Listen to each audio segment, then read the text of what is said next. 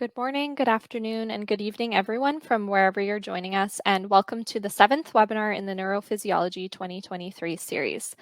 Today's webinar is titled From Models to Heartbeats, Computational Design of Vagus Nerve Stimulation for Cardiac Health, featuring Dr. Max Haberbusch, Research Associate at the Center for Medical Physics and Biomedical Engineering at Medical University of Vienna, and Dr. Esra Neufeld, Associate Director and Head of Computational Life Sciences at the ITIS Foundation. Today, they will present on closed-loop cardiac rhythm control restoration in heart transplant patients from model development into in silico regulatory evidence for safety and efficacy trials, including several demos for us. Before we get started, we'd just like to acknowledge our partners for this series, the American Physiological Society, the Society for Neuroscience, the Federation of European Neuroscience Societies, the American Autonomic Society, and Scientist.com. Now, we'd like to give one final special shout out to today's session sponsor, SPARC. The NIH SPARC program pursues the ambitious goal to rapidly advance the promising field of bioelectronic medicine. This not only includes data, models, and tools from over 100 research teams, but also establishes a large SPARC portal infrastructure for fair data sharing, collaborative and reproducible modeling, mapping, and knowledge management to supercharge the field. As one of the 4 cores of the SPARC Data Resource and Resource Center, ITIS develops and maintains OSPARC, a freely accessible online platform to power fair, sustainable, reproducible, and collaborative computational neurosciences, including the SPARC models of nerve electrophysiology and its interaction with organ physiology. So thank you again to them. Now, without any further delay, I'm pleased to welcome our first speaker, Max, to the floor. Hi, Max. Thank you very much, Sydney, for the kind introduction. And also warm welcome from Esra and my side to today's seminar, where we are going to talk about neuroengineering approaches to restore autonomic cardiac control after heart transplantation, to improve patient quality of life, and also to reduce the risk for adverse outcomes. We will speak about the development of computational models of the cardiovascular system and its autonomic control, and how we can use them to develop neuromodulation strategies to control heart rate. We are also going to touch on the topic of in silico regulatory evidence using OSPARC to assess neuromodulation interface safety and efficacy. And we want to cordially invite you to use the SPARC platform that provides a fair and open environment for collaboration that is free to use. I would like to start with a brief introduction to neuroprosthetics and electroceuticals. What are neuroprostheses? A neuroprosthesis is a device to augment or restore impeded or lost body functions by means of electrical stimulation of the somatosensory nerves. There are 2 popular examples, one being cochlear implants, where electrode array is inserted into the cochlea to stimulate the auditory nerve based on acoustic information that is picked up by a microphone and translated through a microcontroller into electrical stimuli. And by that, auditory perception can be restored in the hearing impaired and allow them to better engage in social activities again. And another quite famous thing is the stimulation of the common perineal nerve. These can be used for the treatment of drop foot. Drop foot is a condition that often occurs in people suffering from stroke, and it's the inability to lift the front part of the foot off the ground. And this severely impairs the walking of the person. So what can be done is to place surface stimulation electrodes above the common perineal nerve and trigger stimulation through a heel switch. Once the heel clears the ground, stimulation is turned on, and dorsiflexion is induced. That means that the tip of the foot will lift the ground properly, and by that, a good walking pattern can be restored and the quality of life of the patients improved. And I would like to underline the importance of neuroprosthesis and neuromodulation in medicine nowadays. This is underlined by the publication of Rowald and his colleagues, who showed that an imaging-based modeling approach could be successfully applied to improve spinal cord stimulation in a way that allows to restore walking in people suffering from spinal cord injury. Let's talk electroceuticals. Electroceuticals are devices to augment and restore systemic functions by means of electrical stimulation of autonomic nerves. They are used for targeted therapies and disease management, and there are two popular fields, namely the field of neurological disorders and also the treatment of organ-associated and systemic conditions. So for neurological disorders, vagus nerve stimulation has been successfully used, especially for refractory depression and treatment-resistant epilepsy. That means that a patient runs through multiple cycles of medication without success. And in those patients, vagus nerve stimulation was shown to provide relief for their condition. What are the current and future directions in the field? First of all, it's a reduction of invasiveness, so to prevent open surgery, which allows more patients to receive this kind of therapy. And here people try to go two routes, namely endovascular stimulation and wireless stimulation. And this is underlined by a recent publication in Nature Biomedical Engineering, which even made it onto the front cover of the June 2022 issue, where the authors showed that they can successfully stimulate dorsal root ganglia using wireless endovascular stimulation. Another big thing in this realm is selectivity. This is particularly important for mixed nerves, such as the vagus nerve, to reduce potential side effects. Two things are big here, namely intraneural stimulation and an increase in electrode density. Often also sophisticated stimulation paradigms are used, such as high-frequency blockade or a nodal blockade for facilitating directional stimulation. And another big thing is closed-loop stimulation, which provides a more physiological type of control, allows for online dose titration, and overall better efficacy than with open loop stimulation approaches. In all of those three fields, computational modeling plays a paramount role, especially in early stages of development where you would like to try out new hypotheses. I would like to briefly introduce you to the project NeuHeart. It's a European project that has just ended successfully in June of this year. In this project, 5 research facilities all over Europe tried to develop a neuroprosthesis to restore the vagal cardiac closed loop connection after heart transplantation. And in this work, computational modeling played a key role. So to better understand the clinical problem that we tried to solve in this project, we gotta get a better understanding of how the autonomic nervous system controls the heart. So the heart is innervated through the parasympathetic nervous system and the sympathetic nervous system. The parasympathetic branch uses the vagus nerve to innervate the heart. An increased activity in this branch leads to decrease in heart rate and the decrease of cardiac contractility, which happens in phases of rest and digest. And the sympathetic innervation is the counter player, so it has an antagonistic effect. Increased activity in that branch leads to an increase in heart rate and an increase in ventricular contractility. This is associated with situations of fight and flight where a higher blood demand is needed. So what happens if the autonomic cardiac innervation is compromised, like during heart transplantation?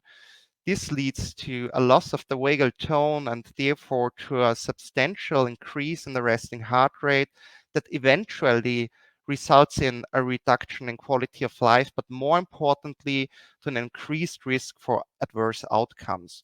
We know from clinics and literature that a functional cardiac renovation may occur in patients. However, it's quite rare. And therefore, our project envisioned to apply a closed-loop vagus nerve stimulation strategy to lower the heart rate to the desired level and thereby, again, improve patient quality of life and reduce the risks for adverse outcomes.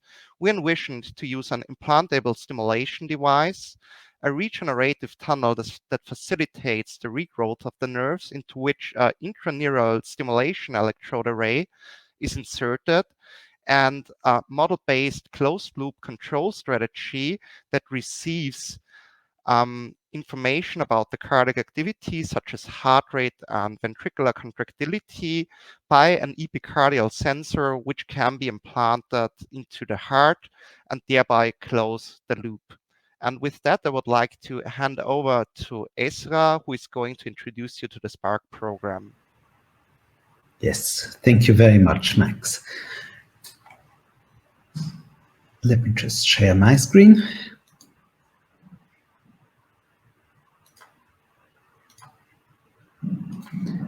So I'll be presenting the next, what will feel like about 100 slides. And I want to start by placing this activity into an ambitious, larger context of activity. So that's the SPARC program. SPARC stands for Stimulating Peripheral Activity to Relieve Conditions. And it is a large-scale program financed by the NIH and the Common Fund, and aiming to understand the underlying mechanisms, the connectivity, the role that the peripheral nervous system, the autonomic part of it, plays in modulating organ functions in order to develop novel therapies for all kinds of diseases. And its primary goal is to not just fund that research, but to ensure that the outcomes of that research remain fair and publicly accessible in an open form that maximally boosts the research in the field. It funds over 60 consortia, more than 100 institutes and companies working on 15 different organ systems. It has well over 200 curated data sets and computational models that it has made available at this point in time. And for that, it has one core activity that it funds, which is called the SPARC Data Resource Center, or as I will call it, the DRC, which is in charge of establishing the infrastructure that facilitates this kind of collaborative and open science in the field, specifically here of autonomous neuroscience. And the DRC is composed of 4 cores. These are the data management and publication core, the curation and knowledge management core, the map synthesis core, and the one to which I belong, which is the computation and simulation core. So the last one will be a bit more in focus of today's webinar, but we will also tell you about where you can learn more about some of the other cores. There will be associated webinars for that. And so the access that you have if you want to find some of those data and models is the SPARC portal. The SPARC portal publishes data that has been curated, that spans a large number of species, formats, methods, and ages, and that can be freely accessed. And the data, the data management core, for that purpose is leveraging something called the Pensive platform. So that platform helps to prepare data, to work jointly on data towards publishing it, and to ensure high quality of the data sets, long-term archiving, and also versioning. That means that you can get back to a specific version as it was referenced at a certain time point, for which we also associate unique identifiers that allow to go and retrieve the data in a specific state it was in. So there is a clear overview page for each data set. And the goal, as I already mentioned, is to make data fair. Now, what does fairness mean? Fairness, in the way we use it here, stands for the acronym findable, accessible, interoperable, and reusable. So this is about maximizing the return of data that has been generated. Now, one of the things that people gain when they submit their data to the portal is that the data becomes referenceable and citable in a way where they can get credit for example, the downloads of the data sets. They have an influence on the license by which it is shared, and they ensure a maximal visibility for their data, which happens through different metadata and curation steps. And that's the domain of the K core, the curation and knowledge management core. Now, this core has established standards and also drafts protocols that clearly describe how the data was acquired. They associate metadata that can be used for all kinds of faceted or function-driven searches, and they provide vocabularies and ontologies that allow unambiguous annotation and search for the data and discovery, not just by humans, but also by machines. The third core is the map synthesis core. That one is responsible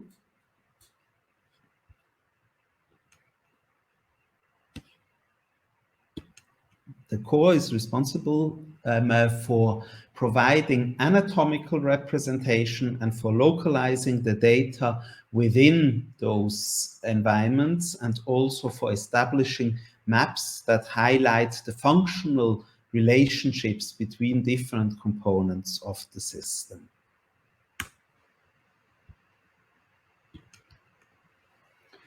These scaffolds are 3D geometries of the various organs, and they allow to map between species, but also to integrate information across scales. So these different scaffolds have ways of associating, of registering data sets and data on different levels, from the subcellular all the way up to the whole body anatomy, and to make comparisons between different species. And this here is another form by which relationships are established. This is a more formalized form that focuses on functions. We call these things flat maps, and they allow to localize different data sets and to understand the connectivities. There will be a dedicated webinar, and you can register for that, in which the mapping and the knowledge functionality will be presented in more detail. And through this, it is also possible to discover data sets, as I will show in a demonstration shortly. Now, having this kind of knowledge management underlying the data publication means that we can use queries as a kind of semantic electrode. We can, for example, look at the inferior mesenteric ganglion and ask the question, what neural populations have a part in it? And this is the response which the system returns. Or we can ask which organs are innervated by the vagus nerve and how that varies between different species. These kind of questions are supported through the knowledge management system. And I'll briefly give a demonstration of what that looks like. So here we have the SPARC portal. You can see some of the organ systems, the most prominent ones. You can browse data, look at maps and models. Here is one example of a porcine model. And because the simulations that Max and I will be presenting today are based on porcine data, that's why, for example, you can also localize here the micro CT images that we will be leveraging. So if I search here, you'll see there's a data set with the micro CT image, and you can download those micro CT images and look at them. Those are the same ones that we are leveraging today. Or you can go to the data sets and the computational models, and you can find here, I've been looking for cardiovascular, you can find here the computational model of cardiovascular control that we will be demonstrating today. And there is a button here called Run Simulation that allows you to open this within the SPARC platform and to interactively explore this computational model. With that, I will return to the slides and focus on the SimCore aspect of things. So SimCore, that one is responsible for ensuring that computational models are sustainably and reproducibly preserved and can be collaboratively elaborated. Now, why do you want computational models in life sciences? The usage of computational model is exploding and is broadening continuously. And I would like to go through this list of examples. Computational models facilitate mechanistic investigations under highly controlled conditions, which can then be used to formulate, for example, testable hypotheses. they are leveraged to help design new devices, which means in the case of stimulation devices, maximizing the selectivity of stimulation, and in the case of sensing devices, maximizing the information content of the signal. Modeling can also be used to optimize treatment parameters, and as I will show in a moment, also to in a personalized and patient-specific manner if corresponding, for example, medical image data is available. And if the necessary effort is done, and that will be the topic of the last part of the webinar, if the necessary effort on validation, verification, and uncertainty quantification is done, modeling can be brought to the point where it is accepted by regulators as regulatory evidence, complementing or even completely replacing human and animal in vivo trials. Here is another example of the use of computational modeling. This is work done in relationship to an implant from Galvani Bioelectronic, which was initially investigated in a porcine, in a pig model, and showed very promising results. So the next goal was to translate to humans, but one of the first realization is that the dimensions change considerably. The nerve is about 3 to 4 times larger in diameter. Another device for stimulation is needed. It's unclear what kind of stimulation parameters and how much current will be required. And also the organization of this neurovascular bundle is quite different between porcine and human. So you see there are larger fascicles, more regularly arranged. In the case of the human, they are sparse and irregularly arranged. And so the question is, which device should be used? What kind of performance expectation and parameters should be planned for? And so the approach used the reproduction of the experiment in the porcines to establish the necessary confidence in the computational models, and then it did the translation to humans in silico, predicted parameters and performance, prepared the groundwork for the human trial, and when that trial actually went ahead, perfect agreement between the predictions and the experimental data was found. So in that way, the proper parameters and implants could be selected and the expectations shaped. Now, another aspect that we'll be showing later on in the webinar is the use of computational models in order to enter the device with the model. So the model becomes part of the device and predicts the response of the physiology to stimulation in order to allow intelligent control. So that's one application where modeling becomes actually part of the device itself. So there are challenges with computational modeling that remind us very much of the challenges also with data itself. But then there are also computational modeling specific challenges. So computational modeling specific challenges includes the question of reproducibility and sustainability. Models depend on runtime environments, on libraries. What happens if somebody else tries to run the same model? What happens if you try to run it again in 5 years when maybe the PhD student that elaborated the model is not in your lab anymore? How can you reproduce the conditions under which a model was run if you vary the parameters? How can you collaborate across larger consortia? So these are some of the challenges that the DRC has set out to find a solution for. So supporting fairness in computational models, facilitating collaboration, and ensuring traceability, reproducibility, and sustainability of the model.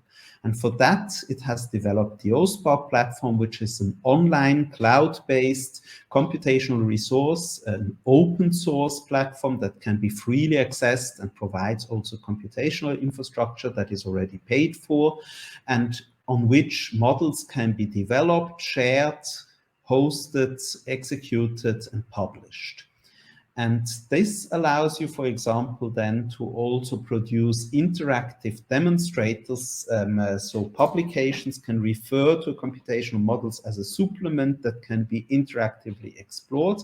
And as we will also show later on, it's also possible to develop guided tools that can be used, for example, for clinical treatment planning and research clinical use.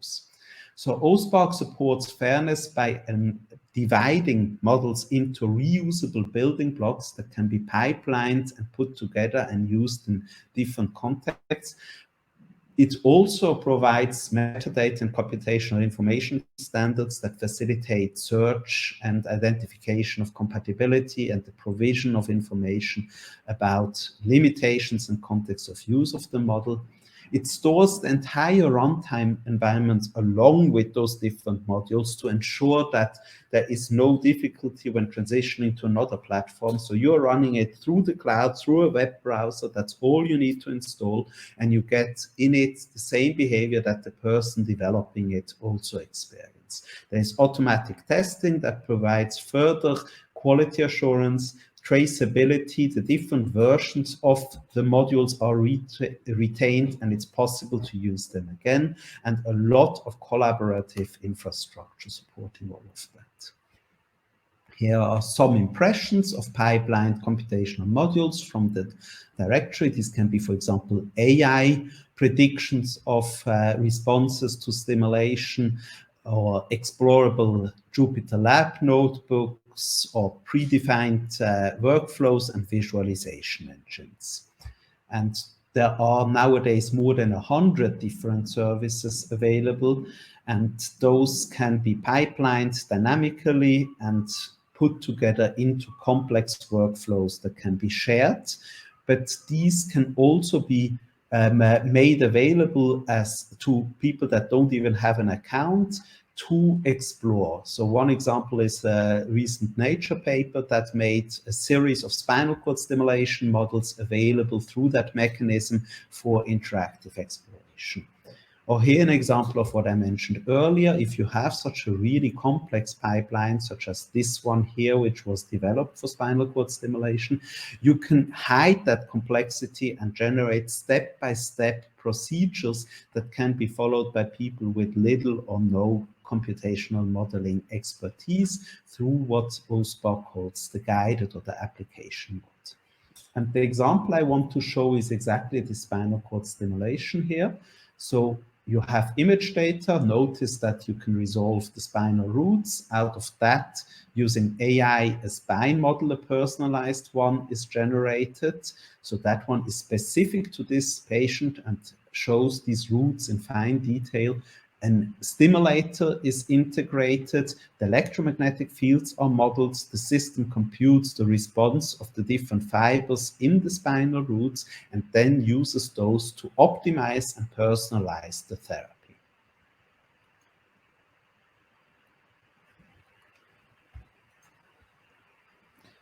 So here's some examples of the application in clinic. So this is where the classic procedure would have put the implant. This is what the system predicted to be the optimal configuration, and this is what was in the end determined to actually be the best insertion site. The whole system was clinically validated. You see the prediction of the recruitment of various muscular responses, as well as the experimental confirmation, and there is a treatment planning tool that was built on this, which I will show in a moment in the next demonstration. So let's switch to one of these projects on OSPARC. As I said, all that is needed to run it is a web browser, and here you see the different steps that are available to the clinician to go through. In the first step, the different leads are available and the proper lead design is selected. Then there is an automatic segmentation and an inspection step in which a classic segmentation tool can be used to look at the segmentation produced by the AI, or maybe increase the contrast a bit more so that you see the image data better. You see here the AI segmentation overlaid on top of it and a range of tools that can be used to correct the segmentation. You can also have a look at the model that is then built on top of that, and there is a registration step associated with it and the model viewing step. I haven't started that. I will do that in parallel. And in the end, there is a result viewer where, for example, the different parts of the locomotion can be the weights of activating different routes can be adapted. The priority of maximizing selectivity or of maximizing recruitment can be dynamically weighted, and in real time, the optimized configurations are updated. You can load any configuration, look at the predicted fields on top of it through the different parts of the spinal cords, and then also have some quantitative information about selectivity and recruitment that can be used for the interactive optimization. So that's one of these pipelines that is nowadays used in the clinic, and we can also, that hasn't loaded yet, I'll come back to that at a later time point. And with that demo, I would like to end this part here by saying that the same modules were later on used in a modified form with other additional components in order to not do restoration of locomotion, but in order to do control for bladder function. So this modularization maximizes the reuse of the different components that have been developed. And this platform is open to any investigator, and we encourage you to get your account today in order to access those infrastructures. The links are provided as part of the supplement. And with that, I hand back to Max. Thank you very much, Esra. Now we are going to dive a little bit further into computational modeling. In particular, I would like to present to you a computational model of the cardiovascular system and its autonomic control that is capable of simulating the hemodynamic changes following cardiac denervation in heart transplant patients. This model can also be used to develop neuromodulation strategies for cardiovascular applications.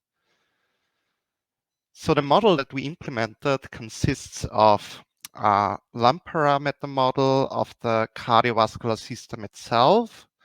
It comprises systemic arteries and veins and the pulmonary circulation with their arteries and veins, each compartment represented by a modified Windkessel model. Into this model, we also incorporated the heart chambers of the left and the right heart, atria and ventricles represented through time-varying nonlinear elastances. And then we incorporated the autonomic cardiac control through the baroreflex and the pulmonary stretch reflex. In the sympathetic pathway, noradrenaline is released, and in the parasympathetic pathway, acetylcholine, and those neurotransmitters will lead to changes in the cardiac function. We also integrated the model of the intrinsic heart rate control, realized as a Hodgkin-Huxley type model of the human sinoatrial node. This model is sensitive to neurotransmitter concentrations, so varying concentrations of noradrenaline and acetylcholine will lead to changes in depolarization rate of the sinoatrial node and hence to changes in the heart rate. This model was based on pooled literature data of heart transplant patients early after transplantation and age-gender matched healthy individuals. After tuning the model, it was capable of reproducing the resting and the exercise hemodynamics with great accuracy, as you can see in the bar charts on the right. For instance, if we look at the resting heart rate, the model is capable of predicting the elevation in the resting heart rate that I mentioned earlier that happens due to a missing vagal tone, is accurately reproduced by our model. And now I would like to show you a brief demo of our model that is available on the SPARC platform. You can also access it through the SPARC portal by clicking on the Run Simulation button once you opened up our study. And this data set is also closely related to micro-CT imaging data set of the fascicular structure in the porcine right and left cervical vagus nerve that is also available on the SPARC portal. So what we are going to have a look at is how to use our model to simulate the acute heart rate responses to vagus nerve stimulation, and also how hemodynamic challenges affect the heart rate, namely how the heart rate increases or decreases if the systemic vascular resistance is changed. So to do so, you can open up our model on the SPARC platform that you find under the templates. That is the thumbnail. And if you open the model, it will take a minute or two. So this is speeded up. And first, you're going to select the appropriate kernel. So the default selection here. And after that, you want to open the tutorials Jupyter Lab notebook, which will walk you through this demo. First, you have some general information, a changelog, references and stuff, and a brief introduction to the model. So when you want to run the model, you need first to implement the cardiovascular system from the cardiovascular system package. And to generate an object from this cardiovascular system, you need to load a configuration, which is stored in a configuration file. This contains, on the one hand, parameters related to the simulation itself, like the simulation duration, the solver to use, or the time step duration, and also all sorts of parameters of different components of our integrated model. And once you generated your cardiovascular system object, you can use a solver of your liking to solve the system. In our case, we are using the solve IVP from the SciPy integrate package. Remember, we are going to simulate the heart rate response to vagus nerve stimulation and also the changes in heart rate when the blood pressure changes due to differences in systemic vascular resistance. Once you finish the simulation, you can use a helper function called plot hemodynamics to inspect the hemodynamics of the systemic and the pulmonary circulation. Those signals include, on the one hand, the pressures, the flows, and the volumes in the major compartments of the systemic circulation. And on the other hand, those of the pulmonary circulation. And what you can see is that, for instance, for the vagus nerve stimulation, there aren't two big changes induced in pressures, volumes, and flows. However, if we look at the increase of the systemic vascular resistance, this results in a strong increase in the blood pressure, and the opposite effect happens when the systemic vascular resistance is decreased. Now, to further inspect what's going on, we can have a look at the firing or activity in the vagal efferent pathway. And this can be done by using the plot vagal efferent pathway function provided by the helper functions library. And here you got three subplots. The first one showing the firing in the efferent vagal pathway. The second plot shows the acetylcholine concentration in vagal cardiac neuroeffector junctions. And the third plot shows you the respective changes in the heart rate. As you can see, in the beginning, we got vagus nerve stimulation going on, and this leads to a strong decrease in the heart rate of up to 20 beats per minute. And now for an increase in systemic vascular resistance, what happens is the blood pressure rises. Therefore, the autonomic nervous system reacts with an increase in vagal activity to bring down the heart rate and thereby bring down the blood pressure to a physiological set point. And the opposite happens when the systemic vascular resistance is reduced. That means that the blood pressure drops. That induces a vagal withdrawal and hence an increase in the heart rate to increase the blood pressure to the desired physiological set point. And with that, I would like to hand over to Esra again, who is going to provide you with the perspective on the neural interface modeling in the project NeuHeart. Thank you very much. Yes. So meanwhile, as you can see, the model has loaded, but for the sake of time, I won't spend too much time exploring it. But this is the 3D model. You can see the implant in it, in the epidural space, as well as the spine with the different fibers underlying it. But let's get back to the slideshow where I will be talking about the other part of the system, which is the neural interface. So we have this whole cardiovascular regulation, we get the signals, we have sensors, and we will get to control in a moment. But for that, we first need to have a model of how the stimulator actually interacts with the nervous system. The way this is done is that we do simulations in which histological images are transformed through segmentation and discretization into a 3D representation. We integrate this channel around it, simulate the electromagnetic fields that are generated by the implant. The whole thing is embedded in an anatomical environment. I'm not showing the same nerve here, just showing the principle here. So we embed it in an anatomical environment in order to account for example, current flow through nearby blood vessels, which can affect the effectivity of the stimulation.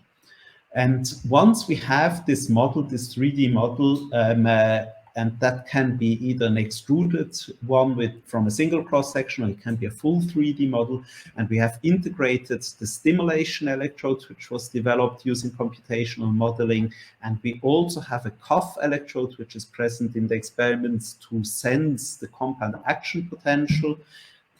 Then we can go to the level of functionalizing these things. So we start to integrate different fiber trajectories in the model. And for the sake of time, I will skip over the demo here. And we can simulate the electrophysiology of those different fibers inside the cardiac branch of the valgus nerve. Now, for that, we can get out of it recruitment curves. We can find out at what intensity and for what settings of currents to the different components, which fast vesicles and which fibers are activated. But we can also get the signal that an external electrode can sense of the neural activity out. And here you see a bit more about how that is done. So we take statistics from the histology about the distribution, and here's some of that shown on top of the cross-section. Statistics about where, how much myelinated, unmyelinated, afferent and efferents of what kinds of diameters can be found. And the diameter has a strong impact on the ability of recruiting it. And by coupling the electromagnetic simulation with the neural simulation, we are able to predict recruitment curves as well as the sensing that should result from a certain activity in the nerve. And that can be used for optimization purposes. Now, there is an entire meta-modeling and optimization framework in SPARC. However, these simulations are quite costly. So when you explore large parameter spaces, you want to accelerate it. And for that purpose, there is a concept out there which is called the activating function. It's more or less the second derivative of the electric potential along fibers, and it's a predictor of nerve stimulation. Unfortunately, it's not a very good predictor in this case. So what we did in this project is that we developed a mathematical concept based on Green's function that provides the benefits of a more accurate neural model with those of a fast activating function in what we call the generalized activating function, which is then a very good predictor of the detailed electrophysiological simulations. And because it is so fast, it can be used to optimize the currents and voltages of the different electrode contacts in order to find stimulation configurations that activate one of the spinal roots selectively while being sub-threshold for all the others, and that means that we can get the desired impact. Coming back to closed loop control, we are now integrating the work that Max showed and the parts that I have been showing. So we have a cardiovascular regulation model. In there somewhere we have our nerve model, we have the stimulator model that I just showed, so the neural interface. And what we want is to mimic the electrophysiology, get responses such as the heart rate or the blood pressure, feed it through a control strategy and adapt the stimulation. So that's the closed loop that we're talking about. And the control strategy is the next part of the presentation. So SPARC allows you to simulate control strategies. So to couple a physiology model with a controller model, such as, for example, a PID controller. But it is also possible to take a physiological model and to do a kind of model order reduction or surrogate modeling operation using, for example, Gaussian process modeling in order to have an approximative model of the physiological response. And that approximative model is then put into the controller, and the controller can use this prediction of the future in order to do a more precise regulation. So first, a classic PID controller. We have here the set point of the heart rate that is desired. We see the physiological model. There is some overshoot here and some time to correct for it, some time to react when we want to change it. It's not a bad performance, but we can do better if we use intelligent control. And with that, I will hand back to Max. Thank you, Esra. So in my last part of the seminar, we are going to talk about quote-unquote intelligent control or model-based control that we can use to improve the performance of closed-loop vagus nerve stimulation for the regulation of the heart rate. So there's a problem with conventional control algorithms like proportional integral controllers. They're very prone to disturbances. One possible solution for that is to use model-based controllers, which can harness information on the system dynamics to improve the controller robustness. There are multiple approaches, but I think the most common ones include model predictive control, where you simulate multiple time steps ahead within your control loop to allow the controller to make optimal control choices. And more recent development, I would say, is deep reinforcement learning control, which could be shown to even outperform optimal control. And I would like to show you how we can use such a deep reinforcement learning framework together with the cardiovascular system model that is available on the SPARC platform to develop a closed-loop heart rate regulation algorithm. So for that purpose, we need to have a brief look at the framework that is used. The framework consists of an agent, which is our neuroprosthesis, and an environment, which is our cardiovascular system model. The agent takes in the error between the instantaneous and the set point heart rate and tries by using a deep neural network to make a prediction what is the best action in terms of stimulation frequency to minimize the error between the instantaneous heart rate and the set point heart rate. It uses this policy network, which is a deep neural network, in our case, a network consisting of recurrent neural network units and a dense output layer.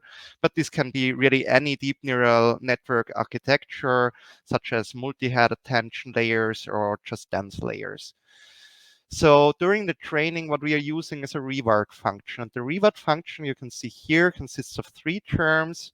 First term is a reward for minimizing the error between the desired set point heart rate and the measured heart rate. Then the second term is a bonus reward for if the controller comes close to the set point heart rate, we would like to additionally provide reward, which helps to guide further the controller during the training phase and leading to faster convergence. And then we get a penalty term. We want to penalize variations, large variations in the action, so in our stimulation frequency, which further improves the stability of our controller. Each of the terms has a weighting factor, alpha, beta, and gamma. And we then trained our network using an Adam optimizer in 100 iterations, reducing the heart rate by 20 beats per minute from baseline. I would like to show you briefly a demo of that. So I've prepared a Jupyter Lab notebook, which is going to be available soon on the SPARC platform.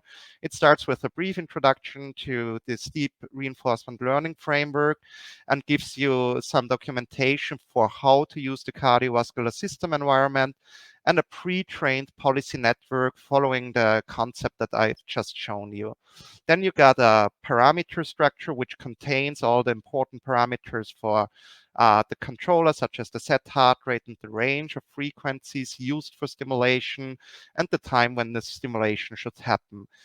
Then we will generate our parameter space, and with all that set up, we can generate our cardiovascular system environment and start our control loop.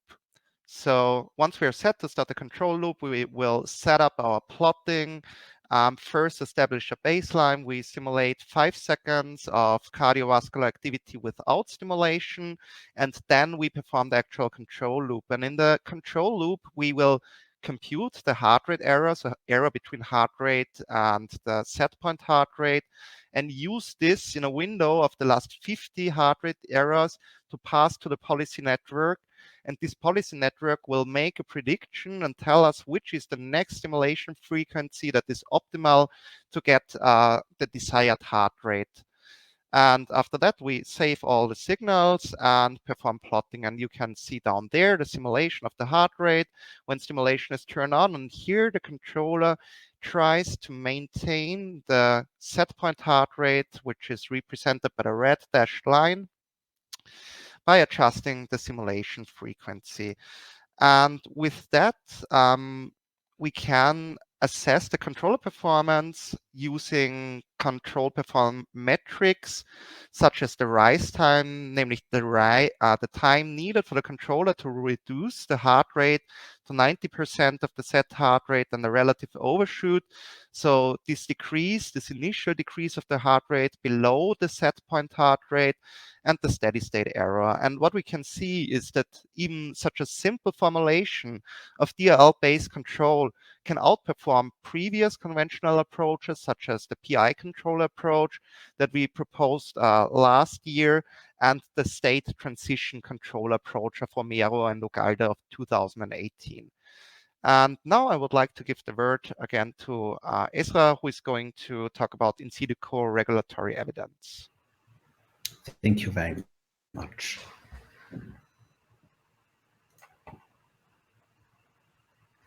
So now you saw modeling, and the question is what you need to do if you want that modeling to be accepted by regulators as evidence complementing or replacing in vitro or in vivo evidence. And I will be bringing you some examples, and I also mention a few aspects of the standardization. So this is something that has been driven a lot by the FDA in the US and by the ASME BNV 40 standard. They look into the question how verification, validation, and uncertainty quantification need to be documented, how the necessary degree of effort needs to be determined. And essentially, the idea is that the degree of effort going into verification and validation must be commensurate with risk. So the more of the decision-making depends on your model, and the more goes wrong if your model is wrong, the higher the effort is that you need to put into verification and validation and uncertainty quantification. And that dependence can range from something in which modeling is just used to identify comparatively the worst case condition that is then tested experimentally in vivo. In that case, the impact of the modeling is moderate, or it can go all the way to the model becoming part of the stimulator hardware, as you saw in the control, in which case a lot of this decision-making depends on the correctness of the model.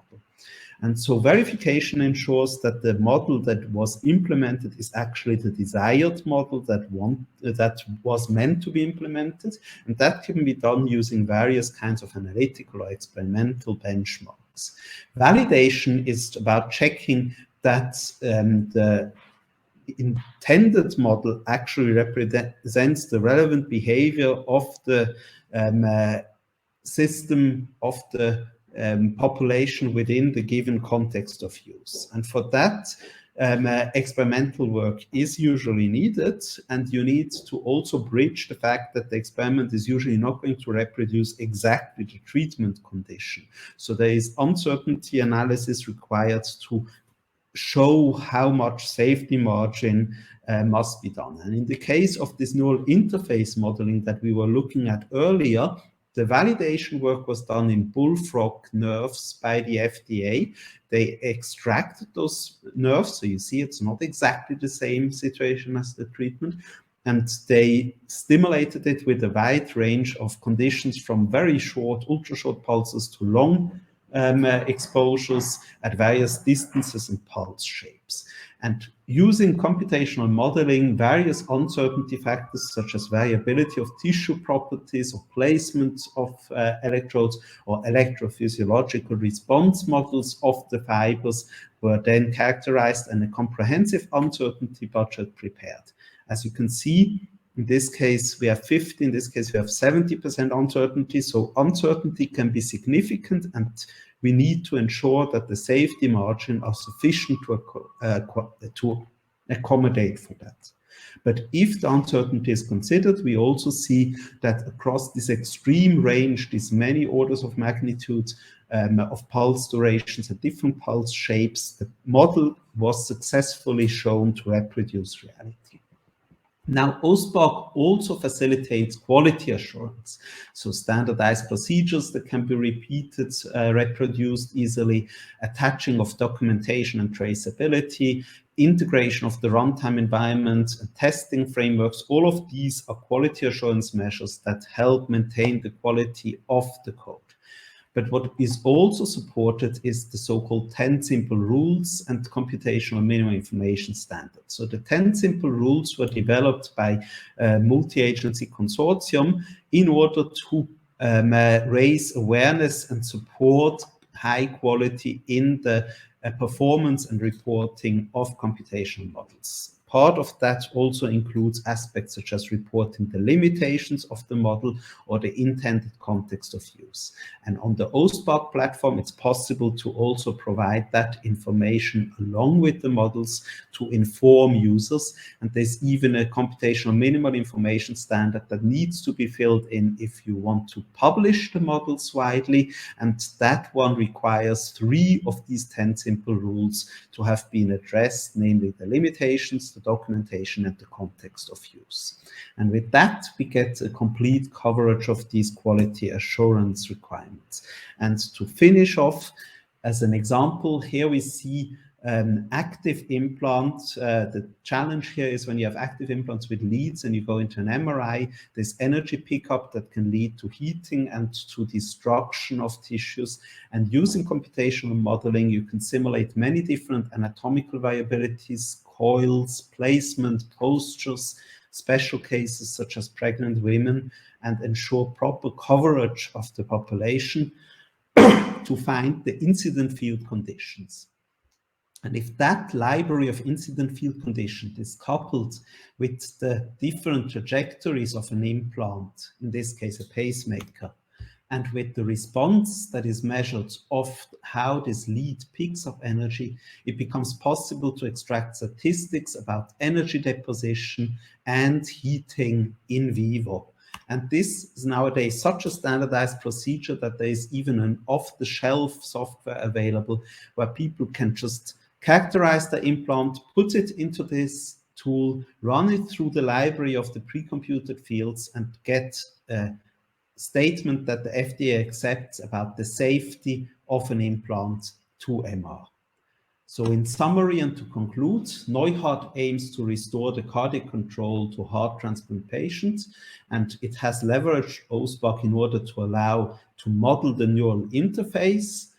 That's the part I showed, to model the cardiovascular regulation. That's the part Max showed at the beginning. And then also to integrate those models and to investigate closed loop control strategies, such as the intelligent control strategies that Max shared.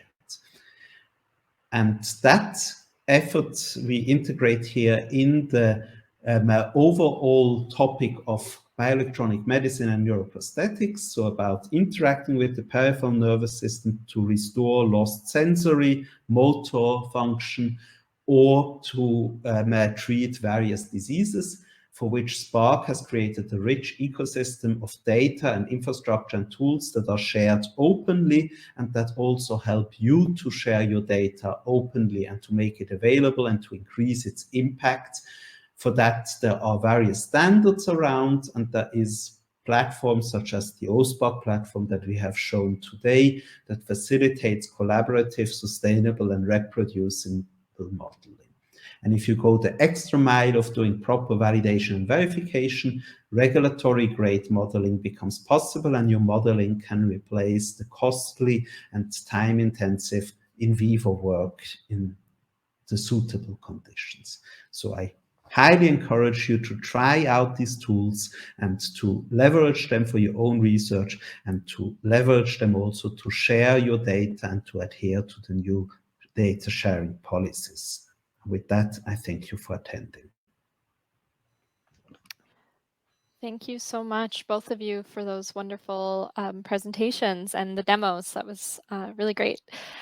We have reached time, but I do want to ask a few questions and squeeze in a couple for the audience. But if anybody does have to go, we ask you just to take a moment to please give us your feedback in the survey here.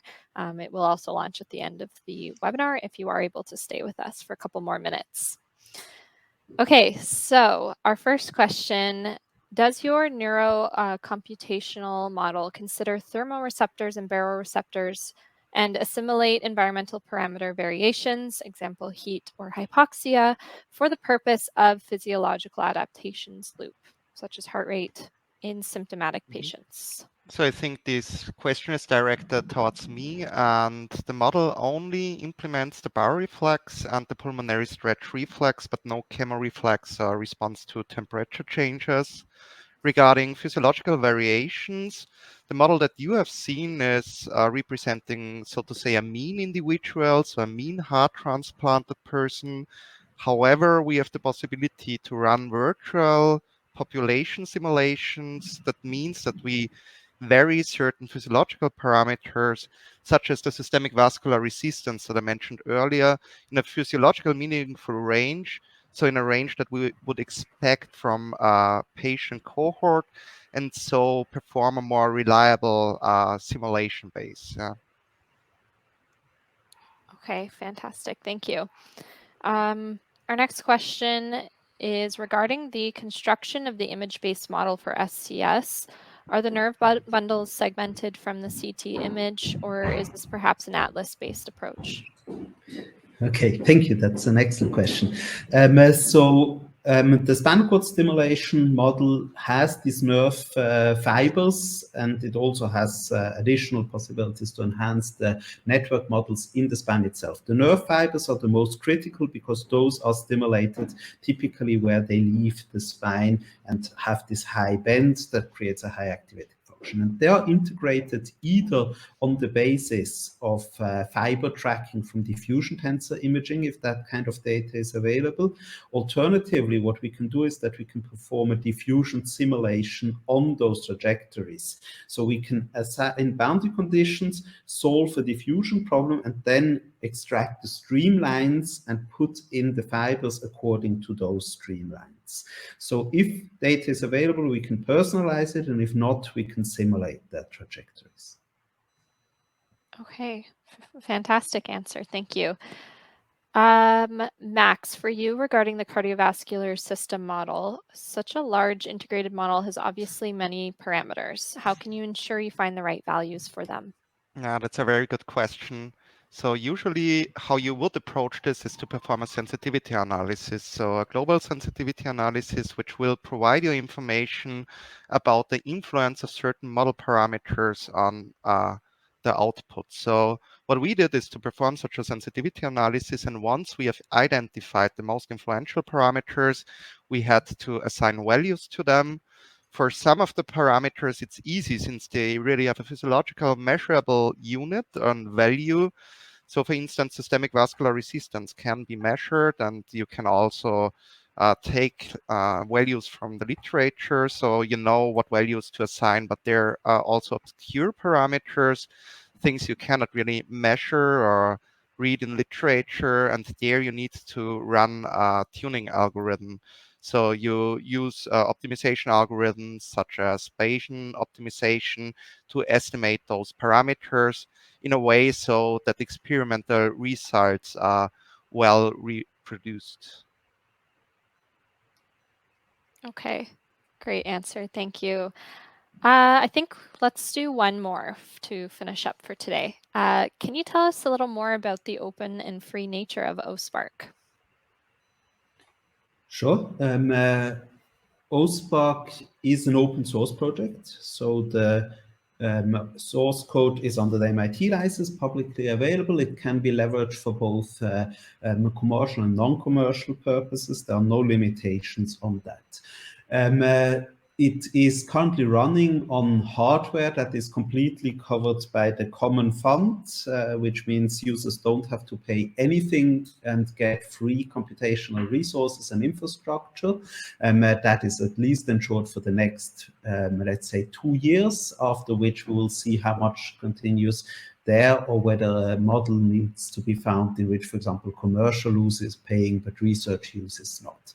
Now, with regard to the models and the modules that people put on it, they have full flexibility. They can keep them completely private and for themselves. They can make them available as usable building blocks, but hide the implementation and the code that is part of it, or they can make everything fully available. The platform does not impose any policy on what the users publish on it.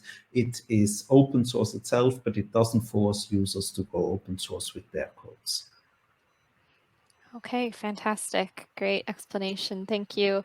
And yes, the handout that is pinned to the top here does include information on how you can request an account. So have a look at that for anybody who's interested.